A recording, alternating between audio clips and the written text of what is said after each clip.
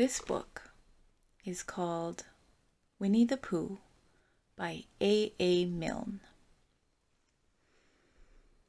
If you happen to have read another book about Christopher Robin, you may remember that he once had a swan, or the swan had Christopher Robin, I don't know which, and that he used to call this swan Pooh. That was a long time ago, and when we said goodbye, we took the name with us, as we didn't think the swan would want it any more.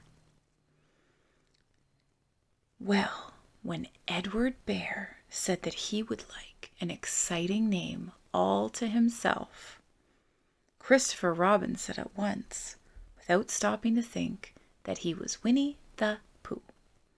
And he was. So, as I have explained the Pooh part, I will now explain the rest of it. You can't be in London for long without going to the zoo.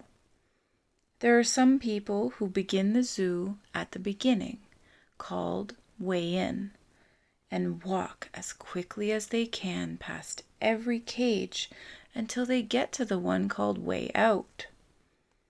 But the nicest people go straight to the animal that they love the most and stay there. So when Christopher Robin goes to the zoo, he goes to where the polar bears are, and he whispers something to the third keeper from the left, and doors are unlocked, and we wander through dark passages and up steep stairs until at last we come to the special cage, and the cage is opened, and out trots something brown and furry, and with a happy cry of "Oh, bear!" Christopher Robin rushes into its arms. Now this bear's name is Winnie, which shows what a good name for bears it is. But the funny thing is that we can't remember whether Winnie is called after Pooh or Pooh after Winnie. We did know once, but we have forgotten.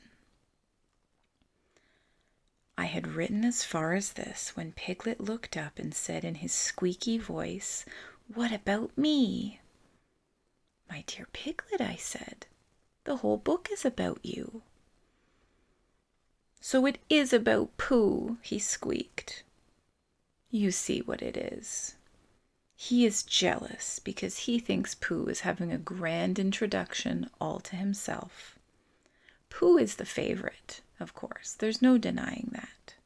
But Piglet comes in for a good many things which Pooh misses, because you can't take Pooh to school without everybody knowing about it.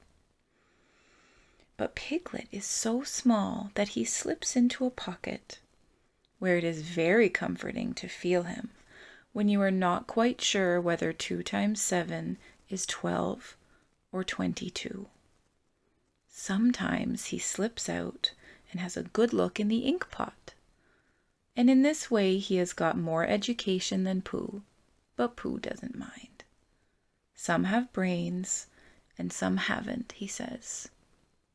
And there it is. And now all the others are saying, "What about us?" So perhaps the best thing to do is to stop writing introductions and get on with the book.